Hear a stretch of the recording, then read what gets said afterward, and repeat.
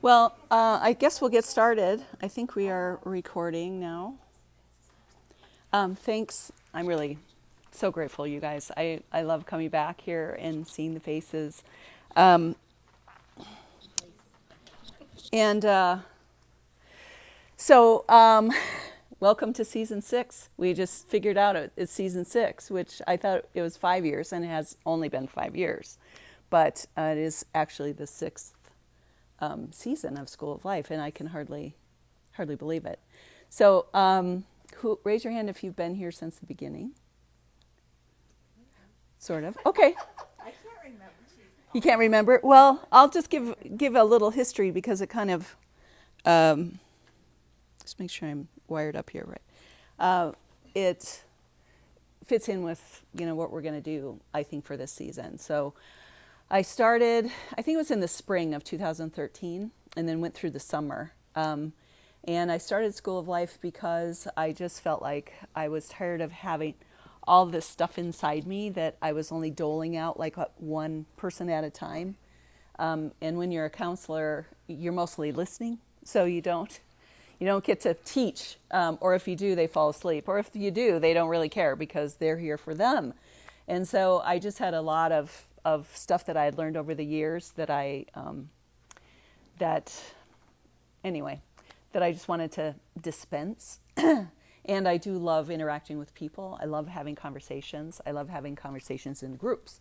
And so I thought the idea came to me on a walk, and it just came in, just fell into place. And the refuge has been gracious enough to host us all these years.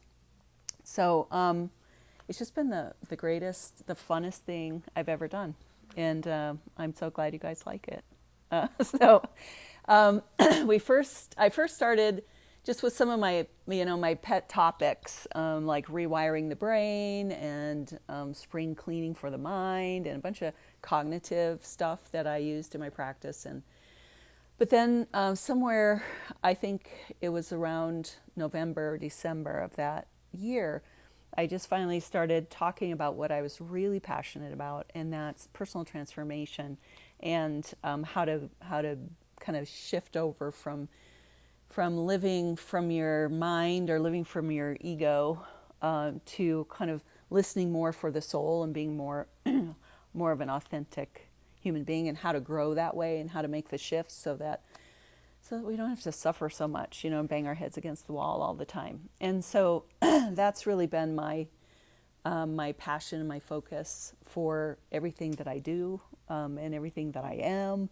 And it's all about me all the time. So it's like what I kind of learned, what I had learned, and what I'm continue to learn. I love sharing sharing it with people who can kind of come alongside with me. So I've called it lots of things over the years. My great weight loss experiment, thinking if I just dumped out all the things I knew that I would like lose weight, or just a grand scheme for me to have friends. That's another thing, or just another way for me to hear myself talk, which is also what I love to do. But that first late fall and winter, it was just it was really magical for me, because some of the concepts that had been brewing inside me came out very, how sometimes you don't know what you know till it comes out of your mouth. That was kind of how it was, that there were just a few ideas I had that fleshed themselves out, and then in the group, it just came alive for me. And there were some times where things came out of my mouth that I didn't know were there. And so it was really the heart of everything that I know and love. And so we've been doing versions of that ever since. So then last April, like our last session, we had a similar sort of maybe it was March, I think it might have been March, but we had I had a similar sort of experience where a lot of the things that I've been thinking about and teaching about and having conversations about came around full circle again. And as we were going home, I was still kind of stunned by the experience of it. I don't know if you were here, if you experienced the same thing that I did. It just seemed like people were offering input, and we were talking about ideas, we were pulling things together, and on a day when seriously I had nothing, showed up with nothing. And so on the way home, I had been thinking, what does this mean? What are we going to do? And Ted said, it wouldn't be that hard to write those things down and to write a book about it. And so that was the idea I had, and I don't really like writing, and I don't read books other than fiction. So I was kind of like, I think I'm supposed to, but how to do it. So I started doing some initial kinds of writing, but it just was, I'd have these little spurts, and then I'd have long dry spells, and then I'd have another spurt, and then I'd make the mistake of reading it, and then I'd just roll my eyes and just think, oh God, this is, who would read this? And it just struggled and struggled.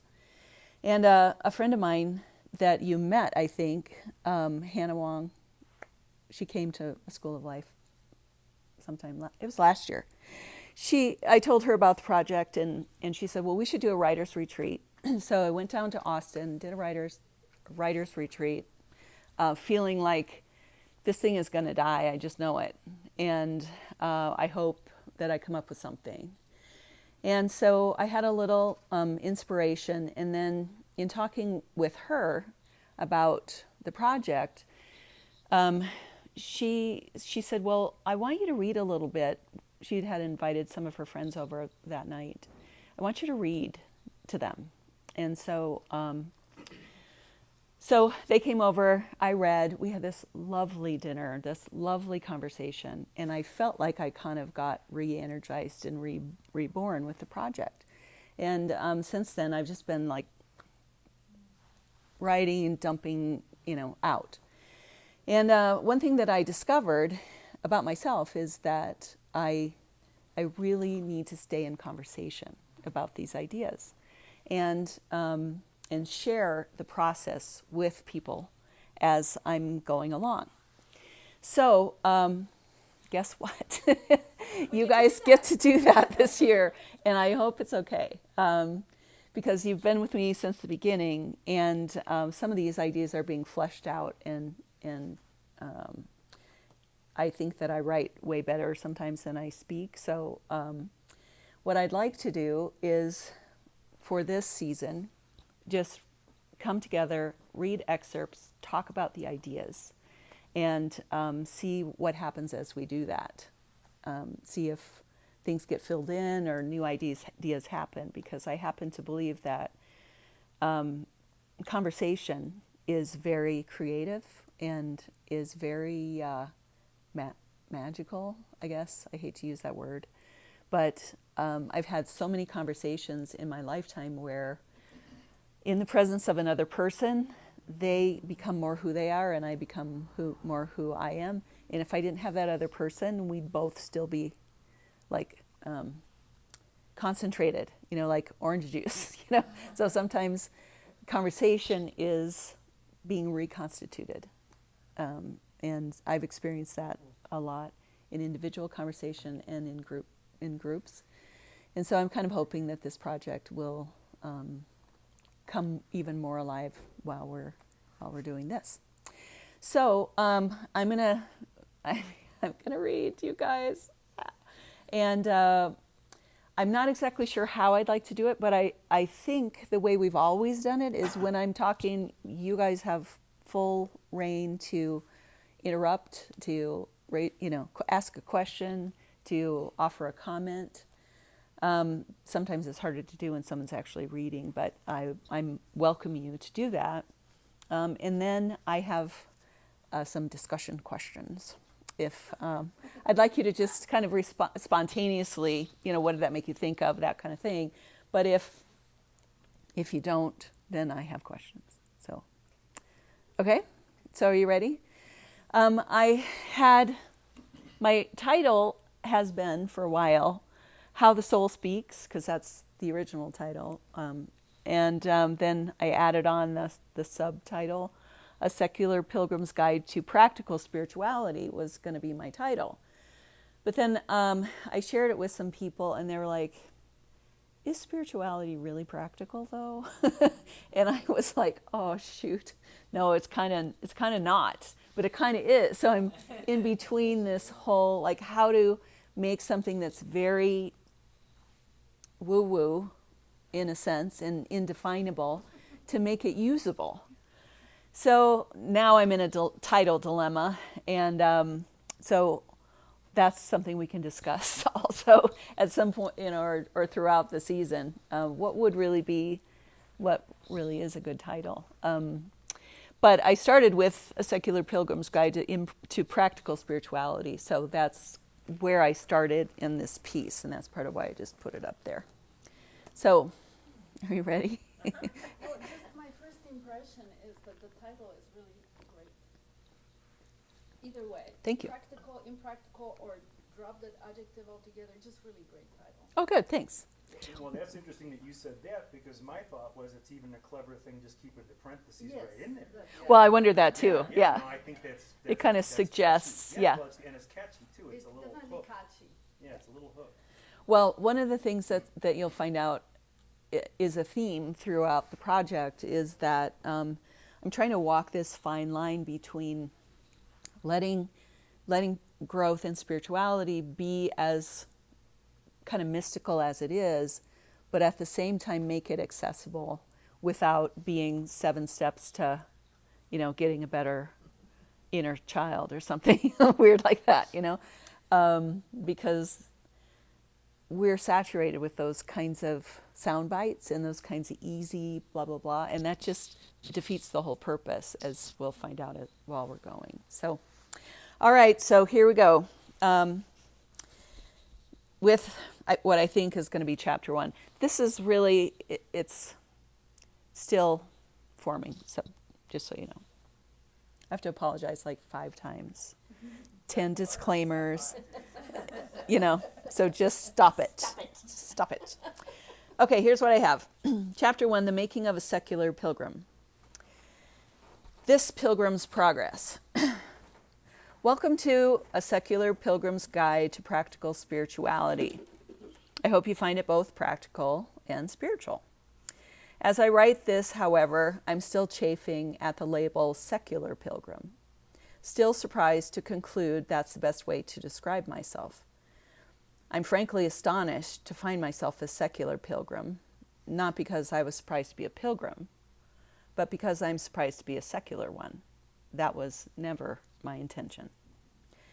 I was made for pilgrimage, I think. I don't really believe in reincarnation, but if I did, I wouldn't be surprised to learn I had been a pilgrim of one kind or another several times throughout my many lifetimes, because I've always been a seeker. In this lifetime, however, I became a modern-day pilgrim at the age of 16, diving headfirst into the religion of my time. Although I was sent to Sunday school as a child, by the age of 16, I had no real religious tradition to draw from. But fortunately, it was the 1970s, and Jesus had become newly and wildly popular, thanks in part to a successful marketing strategy created by Campus Crusade for Christ called the I Found It campaign. Raise your hand if you're old enough to know about I Found It. Okay. You're not old enough. You must have been a child. Yeah? No, I was in the middle of that. Okay, great. And I was Catholic, so I didn't know anything. Oh, well, yeah. We can fix that. Yeah. We have a little booklet we can show you. Oh my gosh. On October 12th, 1972, I became a Jesus person with all the joy and fervor befitting a new convert. I'm going to break for a second and just ask you guys. So one piece of feedback I got was that they wanted to hear more about this whole Jesus revolution, this whole historical kind of thing. I just sort of left it out. But I don't know. What do you think about that? You know, it's interesting. I think a little background on it just because it was weird. And it was really a big deal, and it was a strange phenomenon. I mean, we were in the middle of it, but now that I'm sort of outside of the bubble, looking back on it, that was really sort of astonishing. It was kind of, Did affect me, I would do it as like a third of a page footnote. That's what I was Oh, gonna okay. say. I If don't it- want to read about that shit unless I really. Exactly.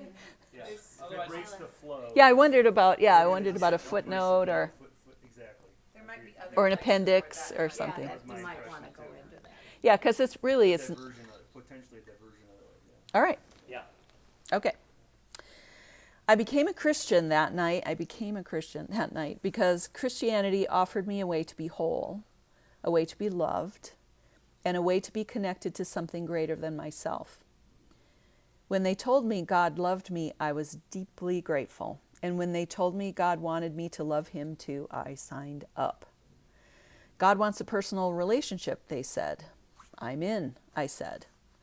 This fervency, awe, and devotion made me eager to learn whatever I could and take it to heart. My mission was to believe everything they told me to believe as earnestly as possible and to show Jesus he hadn't wasted his time on me. The first thing they told me was that we were here to save souls. The souls of humanity belonged to God, but Adam and Eve had rebelliously chosen to trust their own judgment instead of God's and disobeyed their very first instructions by eating the apple from the tree of life. This was a grievous sin that separated the whole human race from God, so it was up to us to rescue these damned souls and hand them back to God. Am I moving too fast for you, or are you familiar with the doctrine of original sin? Raise your hand. Here's the doctrine in a nutshell. Because Adam and Eve blew it, the rest of us from then on are separated from God and sentenced to hell a priori. That's a fancy Latin term. Except for those who accept the sacrifice of Jesus Christ as payment for his sin and are therefore redeemed and restored to the bosom of God. Not all groups of Christians adhere to this doctrine, but mine did, very much so. Because of this, the mission we were called to felt sincerely important to us. The stakes were eternal and our work was urgent. Souls were for saving and delivering to God, and we were privileged and humbled to be doing this work. Never once did I consider that my soul could belong to me alone, that it could be a source of internal wisdom, knowledge, and vitality, and that God might be okay with that. Read that again. Never once did I consider that my soul could belong to me alone, that it could be a source of internal wisdom, knowledge, and vitality, and that God might be okay with that. That idea went against the whole mission and threatened to cause me to commit the same sin whereby Adam and Eve crashed the entire human race. It was not an option. My newfound theology was based on what they described as a separation between my soul and the soul of the divine, and I believed it was a sin to consider otherwise. They told me that since my soul belonged to God, it was something that needed to be yielded, not owned, surrendered, not empowered, subsumed, not unleashed. Most of all, my soul was something that needed to be saved from sin, from evil, and sadly, from myself. You know, that's really powerful. Those are really powerful words, I think, to articulate that leap, to go from that place of belief to something different than that, and to see those stark contrasts between those perspectives, I think it's a little bit jarring to reflect back to that kind of a place. Yeah, it was really kind of a revolution, as you'll see. Plus, that's kind of what I was saying when I said go into it. You're going into it. Yeah, I'm kind of going into it, yeah. Which is what because it was. That's the kind of thing. Yeah, it was really clear to me. And I wanted nothing more than that, honestly. Thankfully, among the many goofy things I learned from my leaders in those early years was the necessity of listening for the voice of God. The logic of their argument went like this. Being a Christian wasn't just about performing rituals, believing the right things, or living by a set of do's and don'ts.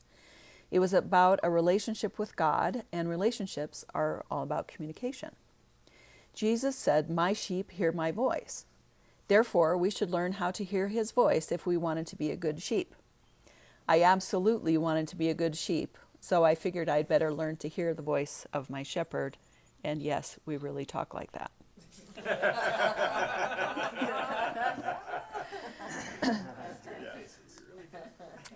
So I practiced listening. I made a habit of listening deeply for the voice of my shepherd.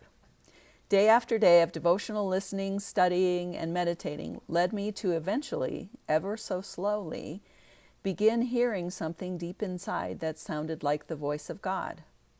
I learned to trust this voice and this way of hearing, how it sounded, how it felt on the inside, and how it fed and shaped me as a person. I was being formed spiritually from what I believed was the inner voice of God. This formed the basis of my spirituality, and it was very precious to me. Ironically, over time, I began to hear a message in my own heart that seemed to conflict with some of the things I had been taught very strictly to believe. This created a split inside me that I mostly tried to ignore. And I maybe should go into some of those things, but I didn't. But some of it had to do with women in leadership. Some of it had to do with identity, who I am as a person. I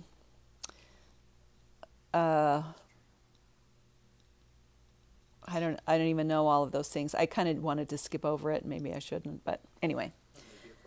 And maybe a footnote. But eventually this split became a personal crisis. On the one hand, my reverence for God, my fervent desire to adhere to God by faithfully adhering to all the beliefs I was given, had actually made me deaf to what my soul was trying to say to me. I was busy trying to give my soul away, to God of course, and exchange it for a better one more like Jesus, as I was taught. On the other hand, at a deeper, less overt level, my soul was trying to get through to me with a different message, and it kind of sounded like this. How about you let God be God and you just concentrate on being you? After all, didn't God make you to be you and no one else? Do you think he went to all that trouble just to have you abdicate your soul? Why would you set your unique self aside and try to be something else instead, even if that something else was Jesus?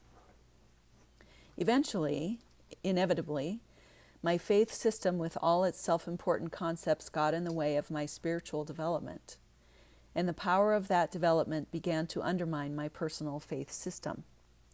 Everything they told me from then on began to crumble, and I can never overstate the anguish I felt as a result. I repeat, I can never overstate the anguish I felt, the fear, the confusion, the sense of disintegration, the heartbreak, the anger and sense of betrayal, the bewilderment and spiritual vertigo. I can never overstate it. Please trust me on this because I don't want to sidetrack into the dark story of my faith crisis. If you've been through it, then you know. If you haven't, I don't think it's necessary for you to go there with me. I went there hopefully so you don't have to. I felt the need to clear the field completely. So I took a bulldozer to the whole of my religious beliefs. My entire faith system scraped away. The only thing I kept was the listening. And in the darkness of my faith crisis, this was my saving grace. I had learned to listen, not because I wanted to hear my own voice, heaven forbid, but because they told me God would speak directly to my heart. Throughout my faith journey, this thought had enabled me to listen to a deep inner voice. If I believed that voice was God, then I could keep listening, take it seriously, and be shaped by what I heard. I had no idea this voice could be considered the voice of my own soul, and that it had been mine all along. Not that it wasn't the voice of God, you understand, as if there is some kind of either-or situation here, either my soul apart from God, or the voice of God apart from my own soul. This duality most likely does not exist. I began to believe that my soul is real, that it's mine, and that it's okay to think about it without having the whole God thing figured out. I'm going to resist pivoting into the realm of philosophy at this moment, although I confess I'm tempted to write a treatise on the definition of the soul. I imagine you have lots of questions, as do I. Is the soul human or divine? If divine, what is the nature of the divine?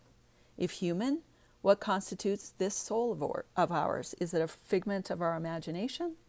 A collection of neural bundles?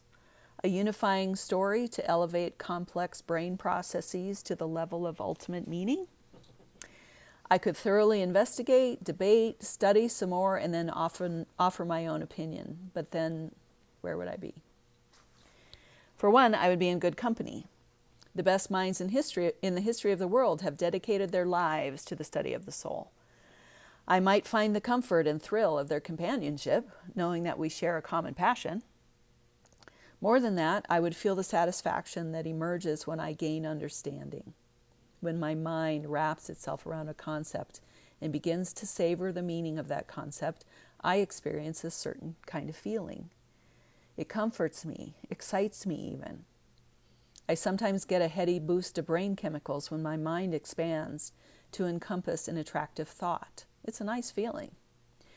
That feeling is the siren song of the mind. Dive deeper, it says. Search harder, explore further, expand your thinking wider, it invites. And so I do, enticed by that heady feeling, the belief that more is better. Been there, done that, bought the t-shirt on that one. The whole of my religious journey was a version of that phenomenon. I called it faith, but it wasn't faith.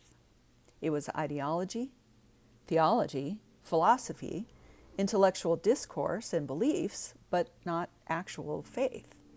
It was a process that fed my mind, made me feel important, gave me temporary anchor, definition, and above all, certainty, but not faith.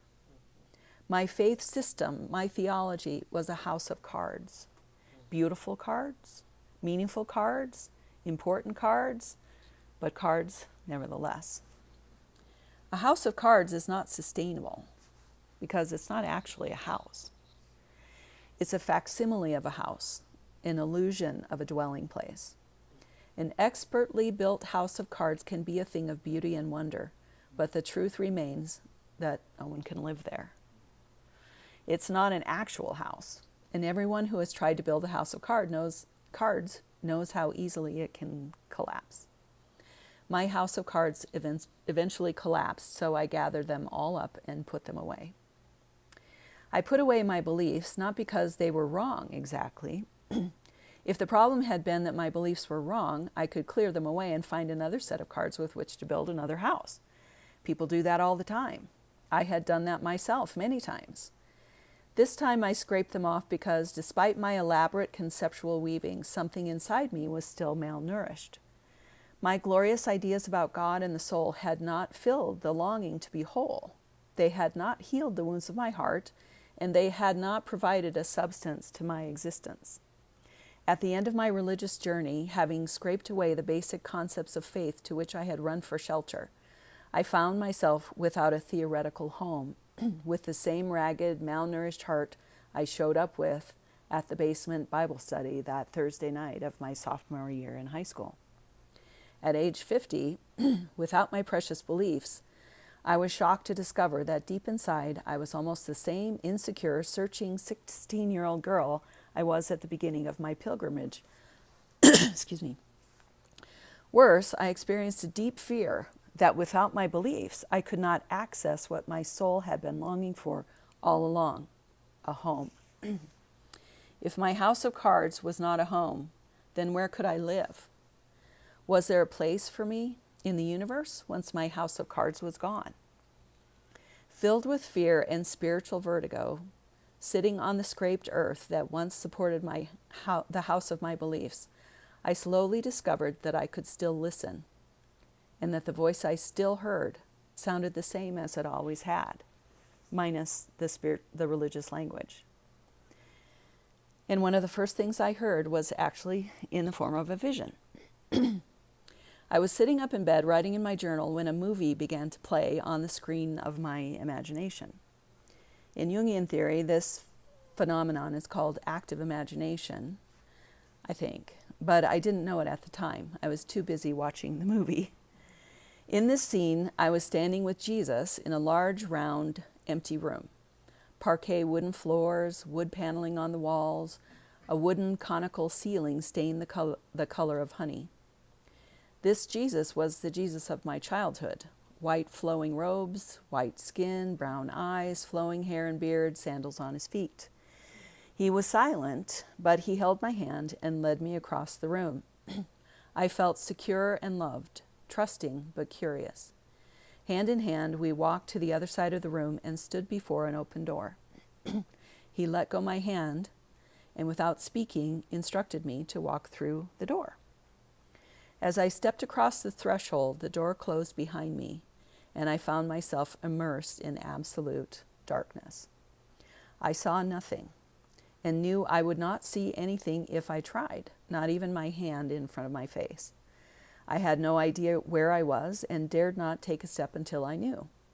I slid my foot forward to see what might lie ahead, and I discovered I stood on some kind of a ledge. I had no way of knowing if it was a step or a cliff. I didn't dare move.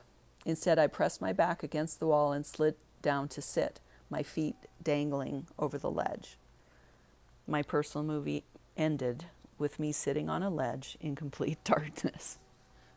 This really happened, you guys. It really did. Evidently, one of my faculties was still functioning.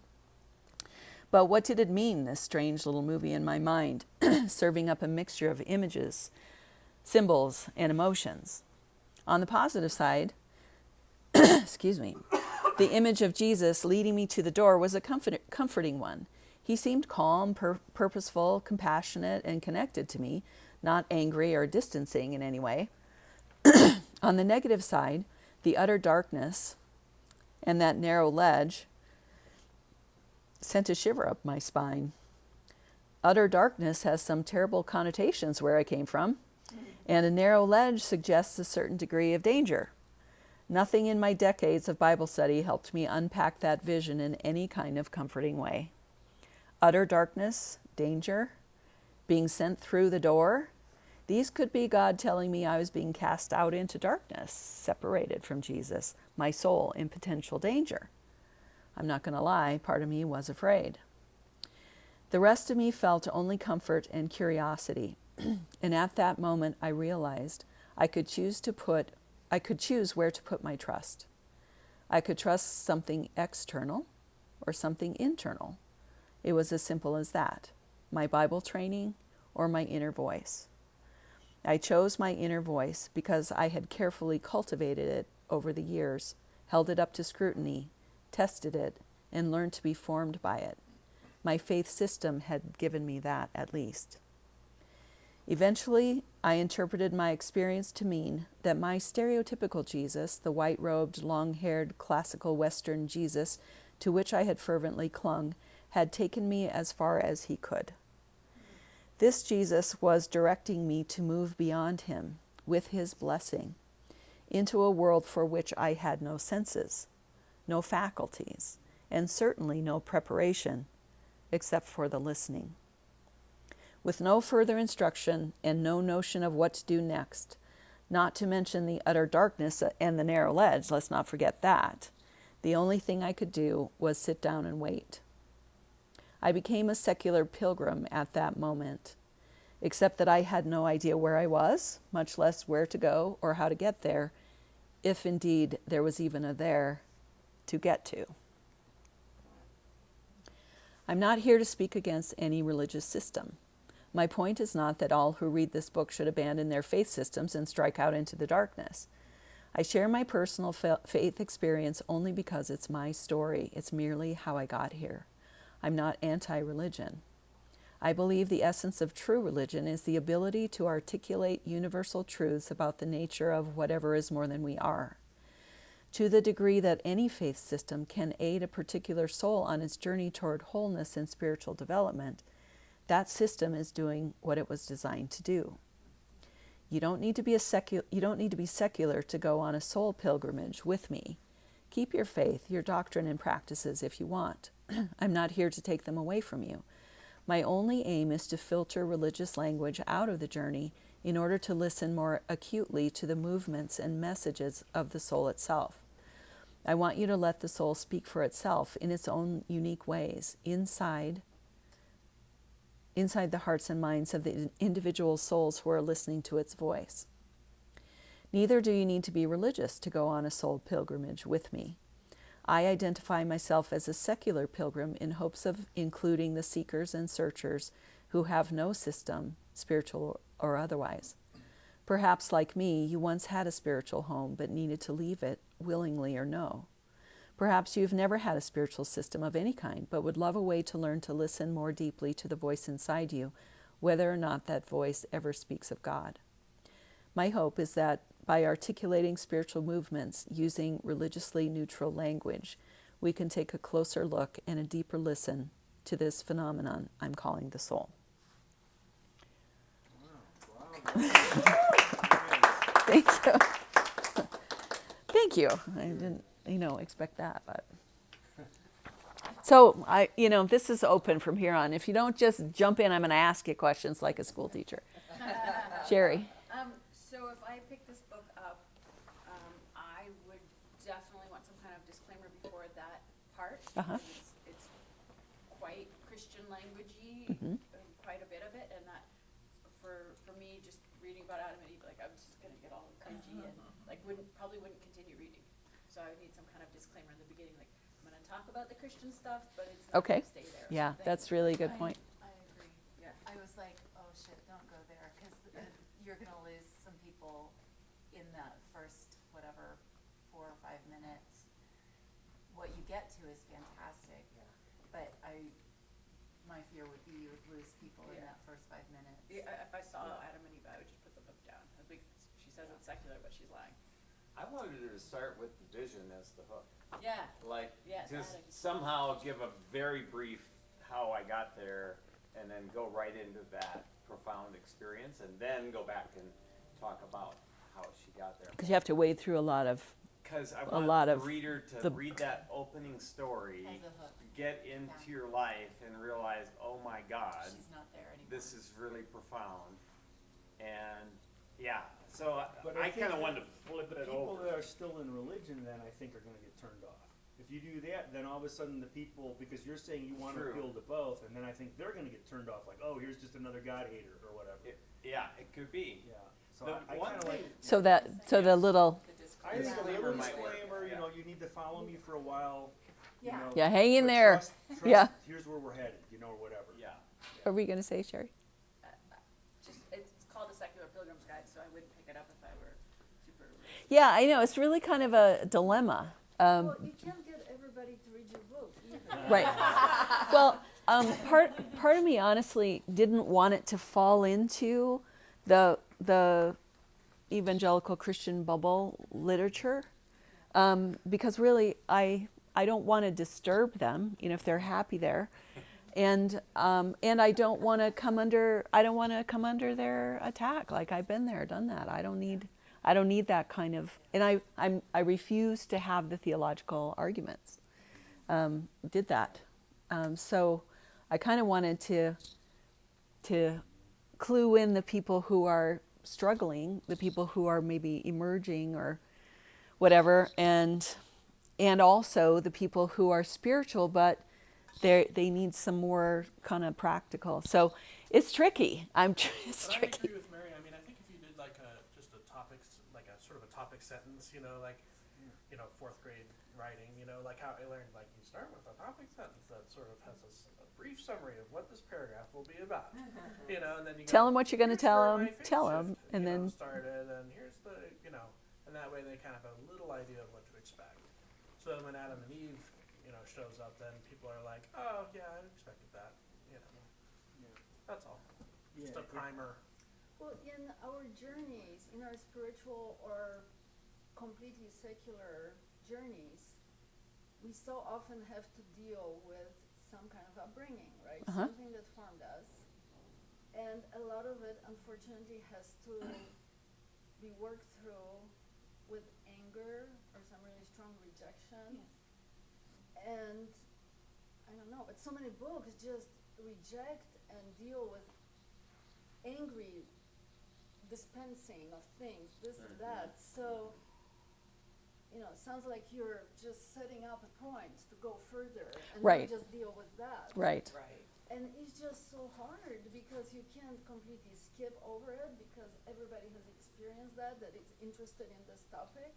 Or maybe people are just entering the journey when they're starting to, you know, put their toe into this territory that, oh, maybe I really need to, you know, free myself of some stuff. But yeah, the book is not going to be for everybody, right?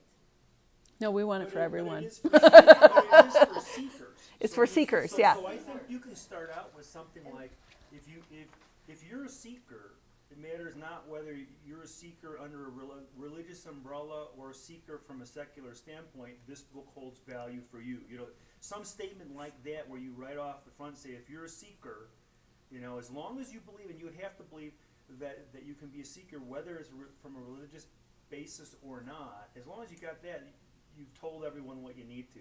If they think you have to be religious in order to be a seeker, they're going to shut the book. And if they think you can't be religious, they're going to shut the book. But at least up front there, you make sure that if they're a seeker, they don't necessarily shut the book, right? Regardless of where they're coming from. Yeah. Sherry? Well, and that's why what I want to hear more about is that malnourished part of your the malnourished part inside, because that I think is common to everyone, and that's you don't really go into what's malnourished. How did you know there was a malnourished part? That questioning, or that is the motivation for seeking, and I'm curious to hear more about that. And I have written about that. Yeah. So in a different, different chapters. The, I think the imagery of the pilgrim that struck me really poignantly is you've been on a journey from 16 to 50 and you're at the same place. And that, when you're traveling, there's that anxiety, like, oh shit, I've seen this before. Am I just going in circles? Yeah. And I wonder if that would be a hook, just at the front end, to say, there was a place a couple years ago where I realized this journey looked hauntingly familiar, and I wondered if I'd gotten anywhere, or something like that. And that intro to the particulars of the Christian, the Adam and Eve, and all of that is a strong disclaimer, because it's like, yeah, I've looped around a little bit, but something about the malnourished soul hasn't changed, and how can I get a little more traction on the pilgrimage? Yeah. I So agree. Thank you. this was the chapter 1, Well, or is it a forward? I don't know. It's the first chapter. It was just the first one I wrote. Well, I was wondering is, as the book's going along, are you going to talk about, is it actually going to be a guide? You know, so Yeah, I so, wasn't- thanks. So, yeah, the structure that I have in my mind is I want to talk about some of the, I want to talk a little bit about what I think the soul is, for sure, just so we can have some language that we're talking about, which is basically the authentic self, or the true self, or the emergent self, or the, who we really are, the most authentic version of ourselves, something like that, with just a little bit extra something, whether that's God, or whether that's the collective unconscious, or whether that's, we have this sense of being connected to something larger than ourselves. That's part of who we are. So the part of us that connects with that, whatever that is also a little bit of what the soul is. It just has this little something extra, is basically how I describe it. Special sauce. The special sauce, yeah. And so, what was the question? Oh, yeah. So I do, and that's a harder one to write too. So, but I do that, trying to walk the fine line between making a definition and making a woo-woo, just trust it's your, your inner divine or whatever. So that's a tricky place to walk, but that's part of it. And then I have several chapters that I want to say that I talked about here in School of Life in that first year. So like the nature of the soul. So the soul is subterranean. It speaks obliquely, basically. The soul is singular. Only you can be the soul that you are. So it's very unique and very specific, and it's only you. So it's singular. The soul is countercultural. So the values of the soul really are not very popular, but if you don't know what they are, then you're going to miss the signals, because the soul might be calling you to, quit your job and, and do something that really feeds your soul, or leave a person that you've been with, or, do these crazy kind of things. So if you don't know that your soul kind of has this different set of values the ordinary, values, has a different relationship with time, has a weird relationship with power and wealth and, those kinds of things, has a different relationship with culture, doesn't really give a shit where you are in the pecking order kind of thing. And if you're not tuned in to that, some of the things you're already hearing might be easily dismissed, and then you'll miss what your soul's trying to tell you and how it's trying to lead you. So that's, the soul is unconventional, and the soul is, one I haven't shared with you guys is the soul is actually whole. Well, yeah, I have. The soul is actually whole. And how is that even possible? The soul is embodied, and the soul is wild, a little bit wild. So those are kind of the characteristics of the soul that will probably have their own chapter.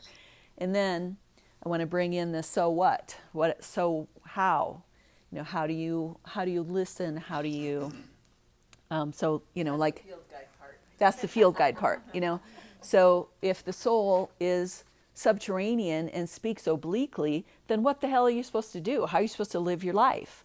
And come on, just tell me already. That urgency to say, okay, I'm done with this ego existence. I want to live through my soul. So give me 5 steps to do that, Yeah. And Can I see just a title for the chapter? what? How I came to know my soul. Okay, for this chapter? For that specific chapter. Yeah, that might help. Yeah. Because So I was trying to think of like what's one big theme. yeah, so it could be a foreword, it could be, or an introduction. Yeah.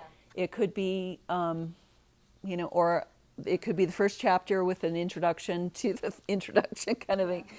So all of that's up for grabs. But, and some of that, all of that context could be edited down, so it's not quite so specific. So, are there synonyms that you can use instead of soul? Because soul does have strong religious connotations. Yeah, but they're really complicated. So would that turn off some people, or would their brains would jump to a certain understanding and it would be hard to get past it? That's possible. I picked that word because that's what I use, and it kind of is a junk drawer for word for, because I have used, like I said, the essence, which sounds really woo woo, or the internal spark. Did you say? Yeah. Yeah, the true self. Right. The Start with a glossary. yeah.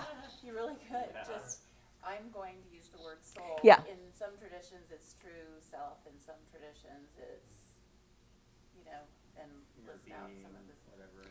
So some of that's written already. I just don't know where to put it. But like why I picked the word soul, because it's so easy.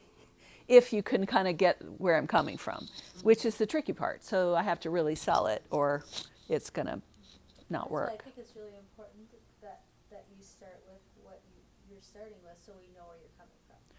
We know what your background is, and I think it's really nice. Yeah, because to me, it really was about the soul, because the soul, it was just so crazy to me looking back, but it made so much sense at the time.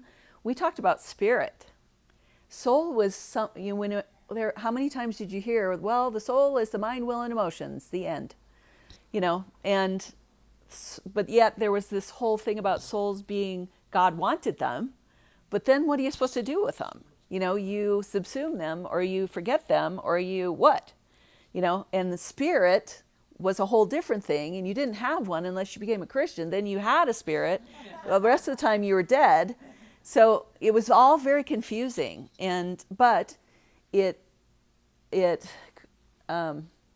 inadvertently helped me understand what I think is true, and that there's a part of us that is really, in a sense, about as holy as you can freaking get, without, in and of itself, without having to be connected to any one kind of thing or defined by.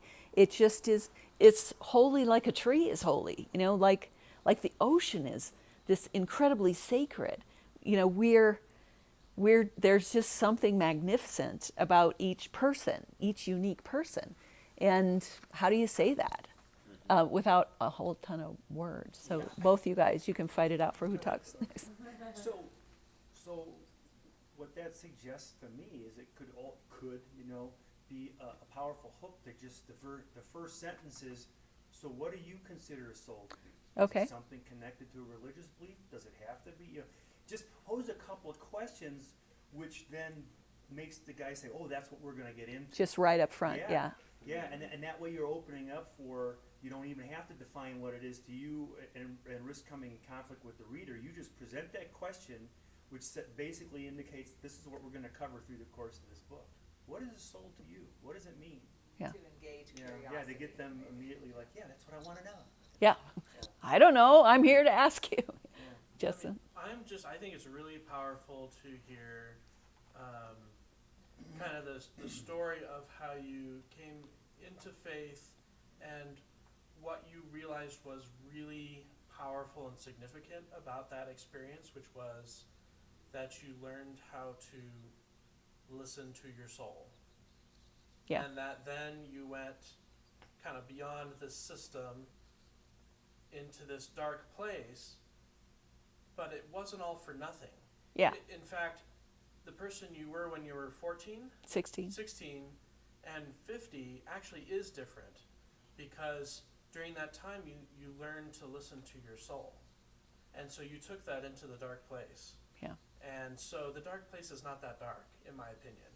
I mean, it sounds horrible, but honestly, you have this phenomenal really skill hopeful, actually. That you, what?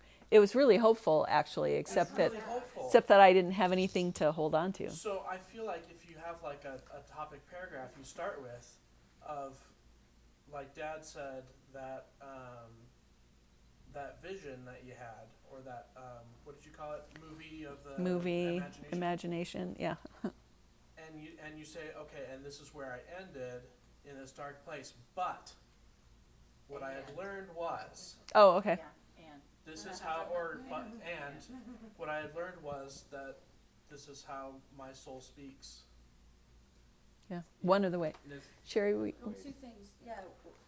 One is just the interesting, extreme contrast of when you talked about the certainty that you had when you were in the system, and then this nothing to hold on to in darkness.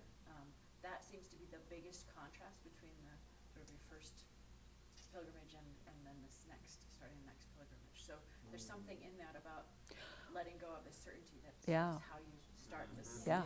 Well, and that was really the crux of the crisis, because as all of these doctrines and things started to crash, like, I don't know if you've done that, but sort of like a Jenga game where you keep pulling the pieces out, and then then finally you pull the last one out and it just goes kaboom, whether you want it to or not. That's kind of how it happened. And in the middle of that, the thought occurred to me that, well, I felt that kind of that kind of lostness. I felt that kind of insecurity. And that was what I grew up with. And that's why I became a Christian. So I didn't have to feel that, you know.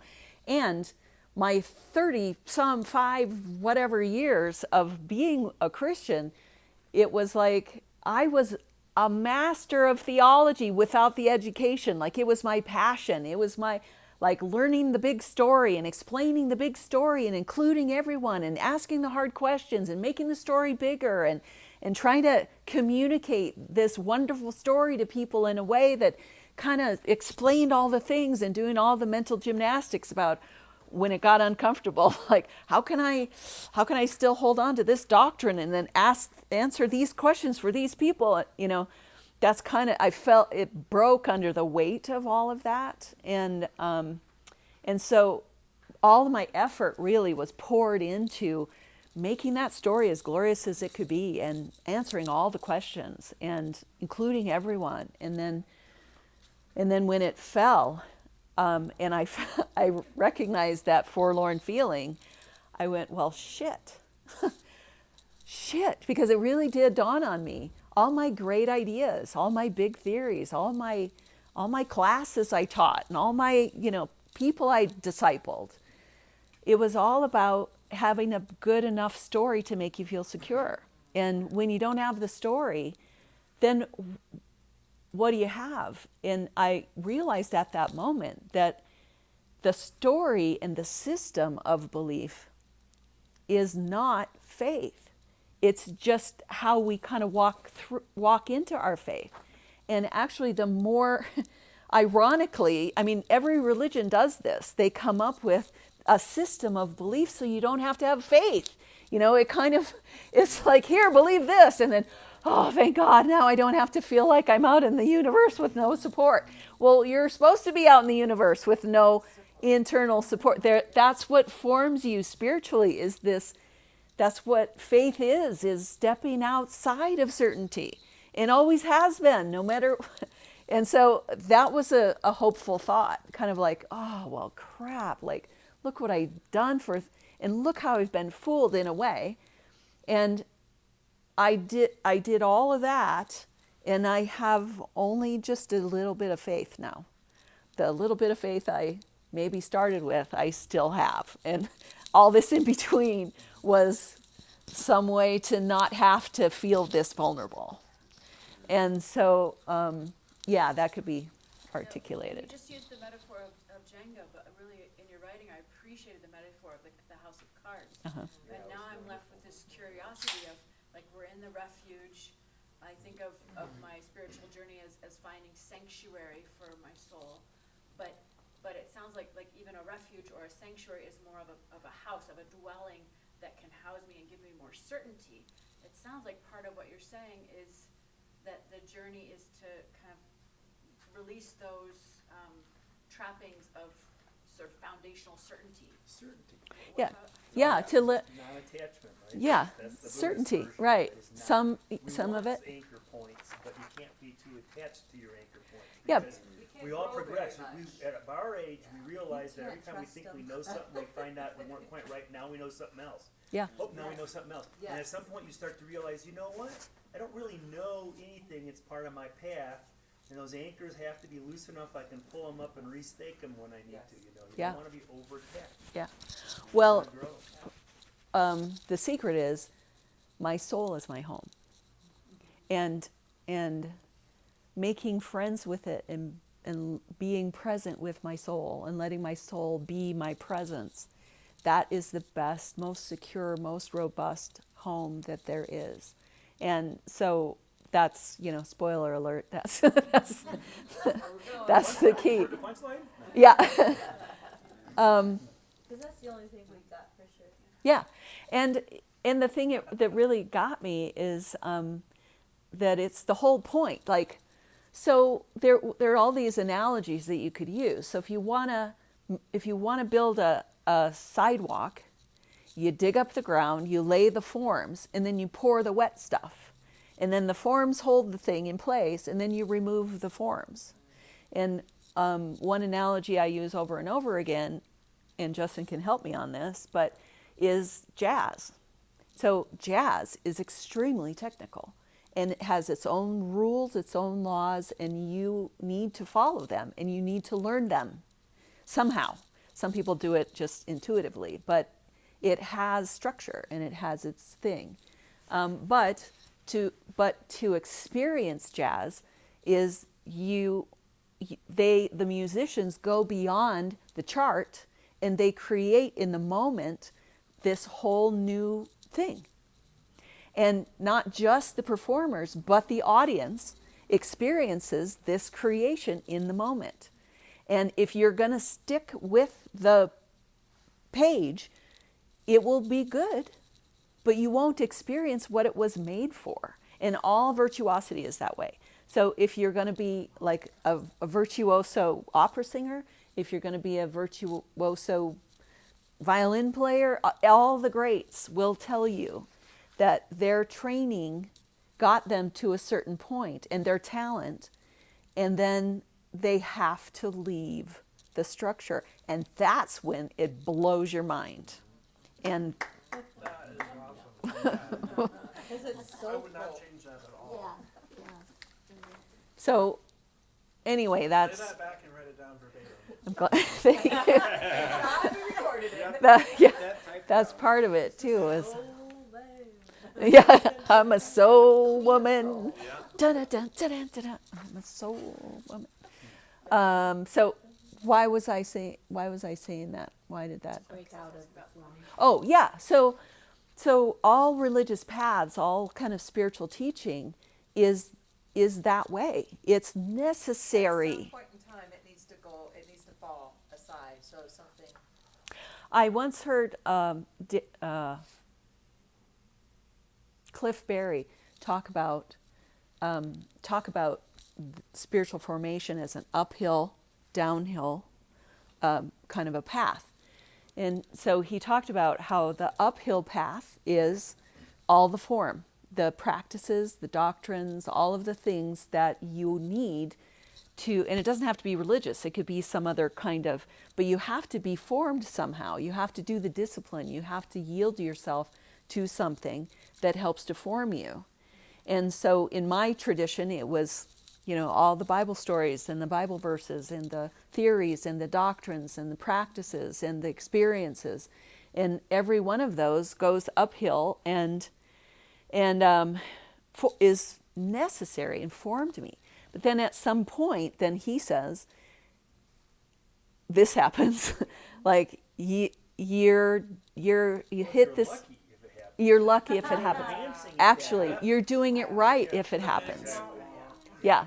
And so there's a moment or a season where it's time to get off the page, and where the form is holding you back now, where it got you where you needed to, got you here, but then you have to move beyond it somehow. And then it's kind of a whole different, it's like an unlearning and a releasing and a embodying and a flowing and whatever. So he calls it the downhill, which is throwing out the structures and being more freely who you are. But what he said was, that just blew me away when he said it. Because he had this structure, this uphill, downhill thing, he goes, a lot of people kind of get it to begin with and don't do the uphill, and they just skip right over to the freewheeling whatever. He goes, that person is just a new age hack. And I went, oh my goodness. I don't know exactly what he meant by that, but kind of like, the weird woo-woo, like disorganized but super spiritually sounding, kind of freewheeling, unformed. Yeah. So how is this going to be? Because that was part of our span of generations. Mm-hmm. The first half of life and the second half of life, which is throwing away the form. We can't expect all next generations do that, because they already come of age in a different environment where nobody will give them that structure and force that religion and expect them to follow rules. They've already done away with many of them. So So that's very interesting. Well, that's an interesting point too, and I don't know that it has to be classically spiritual formation either. Like we're formed, But any we other- do any our other thing. early marriage, personal Yeah. jobs, Career. security, career, home ownership, It's basically, all that yeah. stuff is less important. But the more things change, the more they stay the same too. in True, my but for opinion. us it may be a new age hack. For them, it's how their lives are Oh, gonna be. yeah, New Age hack is definitely a judgment. Yeah, Yeah, it's. definitely a value statement. I think the point was we all need to submit to some sort of forming, whether that's, and however we do that, that's how human beings are. It might be the formation of the ego. It could be the, you know, The ego probably will stay the same, we can expect that somehow. Right. That it has to be strong for so many years, so later it can. yeah, exactly. It's just The an forms are- sorry, the forms are different. Yes, the forms are different. I was just thinking, in the arc of human development, you can't teach a child, you know, that you don't need to stop at the end of the sidewalk and look before you cross the street, because the universe is this open place, you know. It's developmentally, you have to have some attachment to the forms.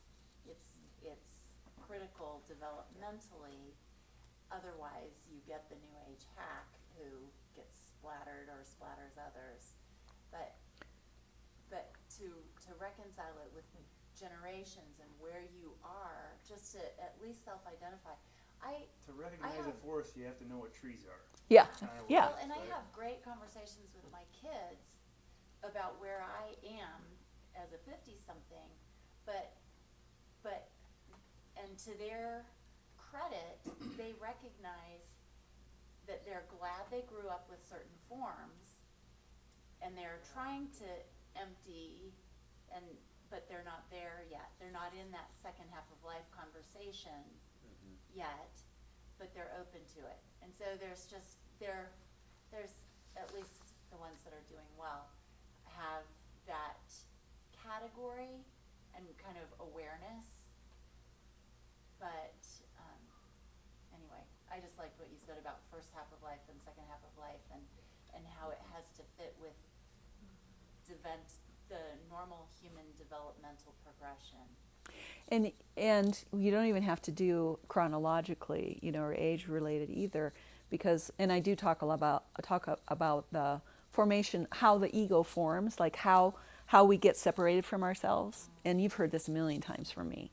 You know, you have to learn how to live in the world, and the people who raise you don't live inside your head, so they don't know what you're learning, and they're trying to do the best they can. And you know, so a child is just absorbing data all the time and being formed every second of their existence. So there's no way to know what it is they're learning. They're processing madly. And so it's necessary to have a structure like the self that's developing in order to handle all that data.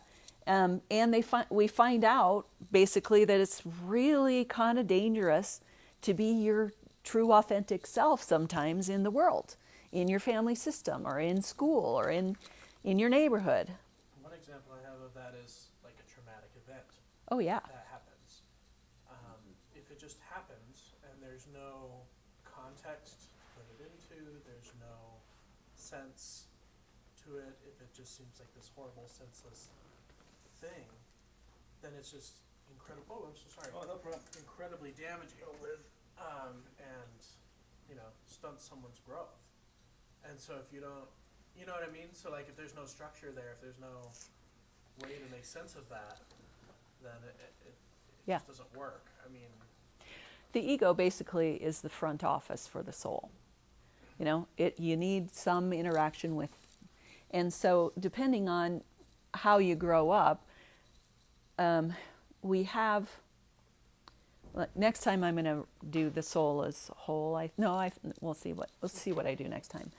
But I thought of this quite a bit because my ideas have changed a little bit. I used to talk a lot about ego versus authentic self kind of thing. And it's easy to do that. But as I started thinking about human development, really, it's necessary. And so, and all of what a child is doing when it's living, on the earth, is trying to figure out how to stay safe, how to read, how to walk, how to dress yourself, how to make friends, and it's just a huge amount of data.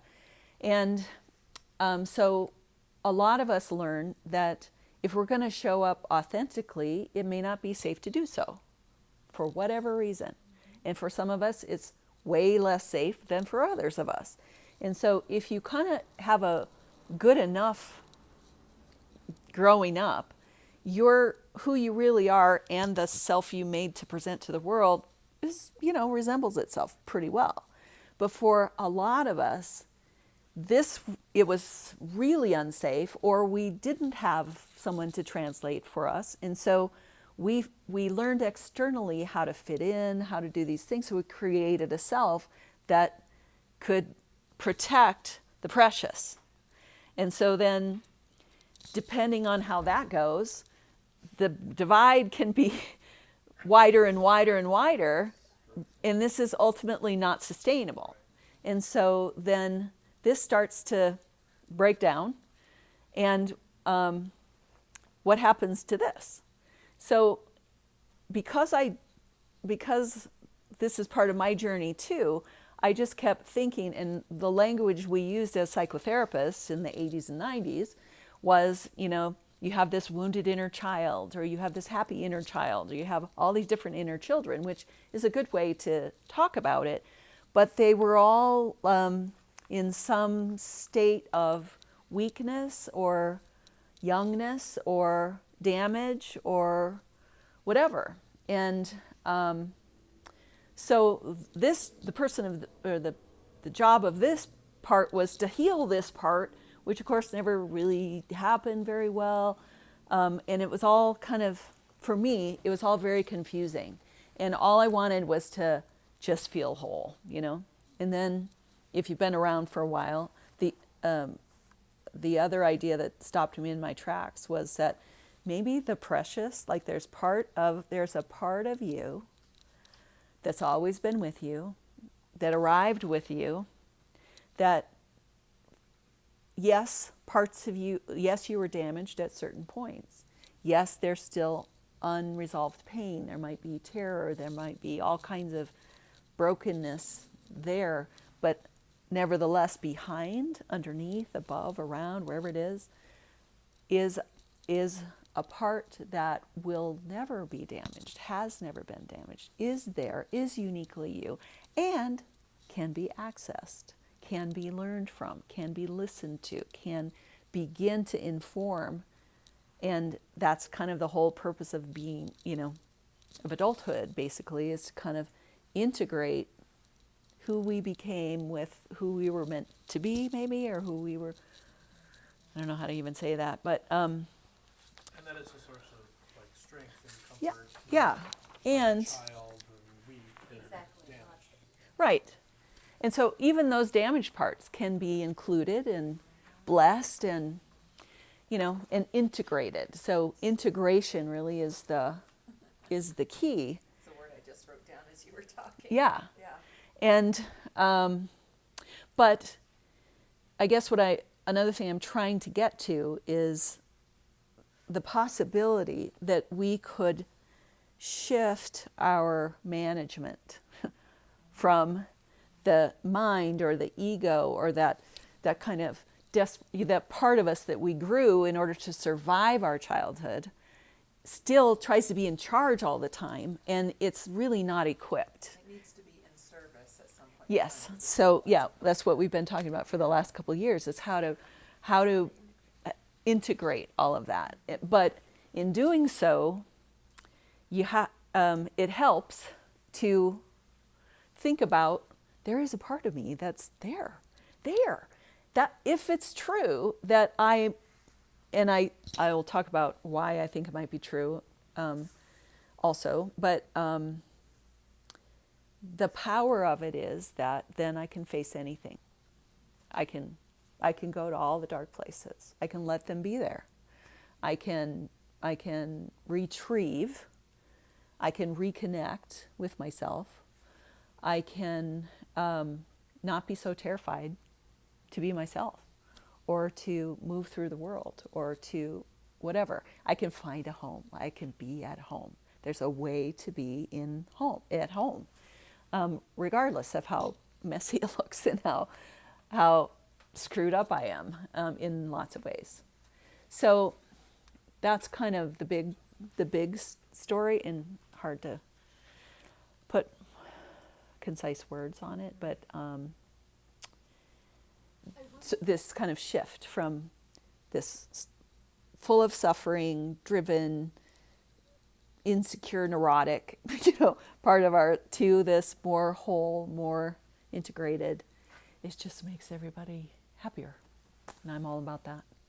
I wanted to say that what you shared of the written material is really riveting and interesting and well worded. Thank you. Yeah, well painted. So, while our discussion is super carefully, just super interesting, just to, my comment on what you read, it's really good material and it's well presented, and I'm very interested in hearing the next portion, and so hopefully the reader would experience that. Thank you. Thanks for saying that. I appreciate it. I just always want to know, am I communicating what I want to communicate? Well, and the other is, as you start to speak or as questions come up, it's good. It starts to get little fleshed out a little bit nuggets too. keep coming out that to go back to and be able to. That's flesh why, out. that's why this process is so helpful to me, because interacting, I'm trying to remember other things and consider other ideas. I like the pacing of it, and I like kind of your voice, like the way you write with the humor and the levity, and then It should be an audio book, and you should. yeah. Really, yeah. Thanks. But it was easy to listen to, and yet there were a couple of things that were so dense that I was like, oh no, like read that again. Oh wait, Yeah, I need I gotta to, underline that one. Yeah. So, but it's good. Like it's so thought provoking, and so obviously when you flesh some of those things out in later chapters, that'll be really good. Yeah. Like that whole statement I had you reread. I forget what it was, but that was like, It never occurred to me that I could own my own soul, basically. Was that yeah, it? Yeah. Because I think as a reader, I always want to kind of be on the same page as the author. You know Yeah. what I mean? Like I want to know where they're coming from or whatever. And like beginning of your story, it's like, well, I can't really connect with that because that wasn't that's not my story. But as you went along, I then could connect with you because we all have similar life problems, or we all have a soul, or we all have this wonderment, even though I couldn't connect with The particular. your particular story. That wasn't, you know what I mean? But the way you went on, like, you didn't claim everyone has this, and this is, Yeah. that's what I appreciated about it. It was just like, oh yeah, that's her story, I have my story, you have your story, but we all have this common thing that we need to negotiate or figure out. It's kind of a big problem that I've wrestled with a lot. Like, I spent 35, 40 years basically, well, 16 to 50. What is that? 35 years. And I don't know even know if I was 50 at the time. I don't remember exactly, but it's just so it really was who I was. If anybody who knew me knew that I was a preacher, I was a theologian, I was a communicator, I was a spiritual healer, I was a discipler, I was all those things. Really was the context for how I lived my life. And so I just didn't know how to get where I'm going without going there a little bit. Right. And yet I don't want people to gag on it, and No, I don't think, well, I didn't. So the disclaimer, or the, something at the beginning to just say, hang in there with me. I really want you to come with me. And I want you to we're going to get to the good stuff, but I don't know how else to get there but through my own story. Well, and it helps to put some of it in context, and it's also a why did I write this book? I think, the biggest value that my voice, I think, brings to this whole project is that I didn't want to be me. I really did not. It scared the living shit out of me to have to be myself, to know what that is, and to stand in it by myself. I would, this whole Jesus thing, I was like, whoo boy, this is my ticket. Yeah, I don't have to do that. And no one wanted me to. Jesus just wanted me to be his somehow and join the army and play for the team. And I was, and be a mini Jesus. And I was like, yeah, like a lot of people don't feel that way. And as I talk to people about their faith stories, I will hear over and over again, that original sin thing, I just always didn't. And, that whole women shouldn't be in leadership thing, I never really believe that. That whole, blah, blah. And I'm like, I did. Like I was the biggest, most gullible, most like, please tell me what to believe so I don't have to be myself thing. It's just, and it's hard, I think, as I talk about that a little bit. It was like, who knew it was so terrifying to be yourself? I did. Me. That was the thing I most wanted to avoid. So it really is like the core of my story. And I hope that's in there somewhere. Yeah. I think that's really powerful. Well, and that's what a true seeker is, right? I mean, if you're a seeker, you're actually fully committed to what you currently believe at that stage in your life. Yeah. Right? And I've never appreciated, so I never went through the heavy religious thing at all. I very early on wasn't comfortable with it, and so I've kind of been on a very different path. But now I've lost my train of thought. Seeker. Oh yeah. But I've never appreciated the people that said they were Christian, and clearly what I knew of the Bible and how they're supposed to be, they didn't do it. I could tell they were just spouting, they weren't absorbing. Yeah. So the reality is what you did, and I know Mary did very much the same thing. That is the quintessential seeker, is someone who you try to understand, and based on where you're currently at, you're going to go into it full, and then if you're lucky, it breaks down and you move on to your next development. But I think equally important is that there's never a there, and I think you kind of said as much, that even now, the way you are now isn't how you're going to be 20 years. Yeah. It won't be probably completely different, but it will certainly be a deeper refinement of where you even are today. Yeah. So we're at different places at different times. But Yeah. Getting into it is nothing to feel guilty about. It's actually something to be proud about. Yeah, I just want to do it well, Yeah. and communicate it so that it has so people are really understanding what I'm saying, not misunderstanding what I'm saying. And I think, as Kathy Escobar has demonstrated, there's a huge demographic who has a similar story to yours. Yeah. So across generations. Yeah. It doesn't have to be the Jesus movement. I mean, I was in Campus Crusade in college. Yeah. Yeah. It's still around. It's still powerful. It's still a big deal. And very importantly, today, we're all dispensing with something. And we are really embracing the fact that we are on a journey. My story was different. I think everybody will feel their story was different because we know how unique our story is. Right? It's never the same, really, as somebody else's. But, what is the chance that I come into this group knowing very little about it? And here are so like-minded people, right? So there are a lot of like-minded people, but finding them is a difficulty. And I think people do read, you might read this book or that book and read hundreds of reviews on Amazon. All these people are reading it, but we are all pretty disconnected.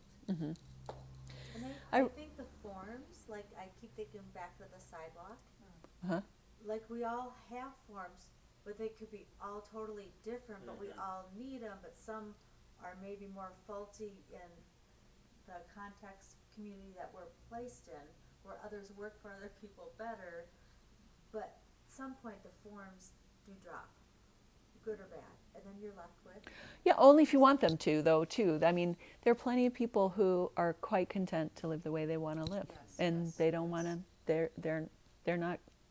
And if they're lucky, nothing will happen. But usually, some life happens, or Yeah. there's a crisis, and all of a sudden, the form has a crack, and they can't lean on it. That's just my opinion. Yeah, You know? I think so too.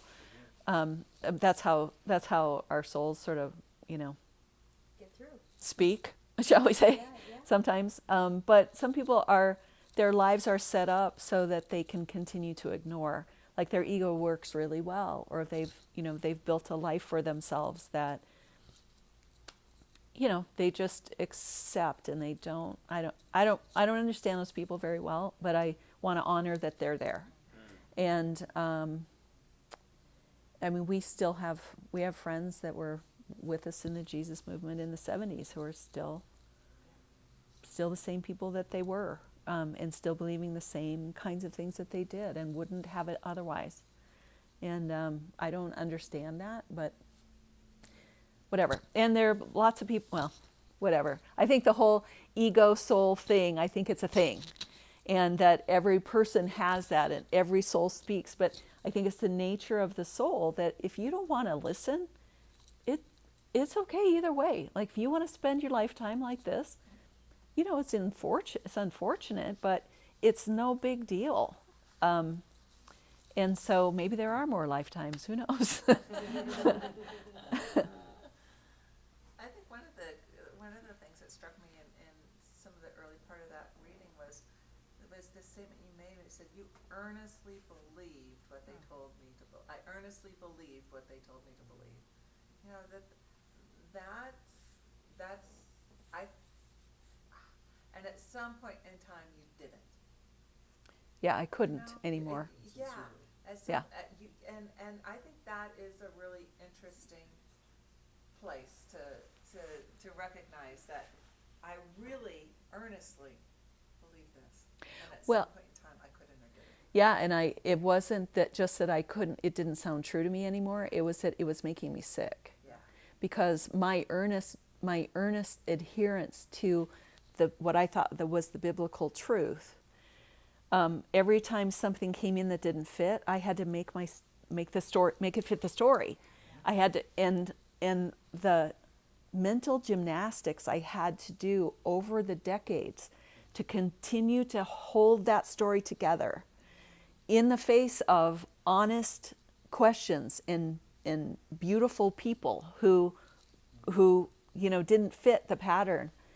And I worked so hard because I couldn't let go of the story. But God works in mysterious ways. Right. And just focus on the gospel. Right. You know? Yeah, if I'd have I been can't tell you satisfied.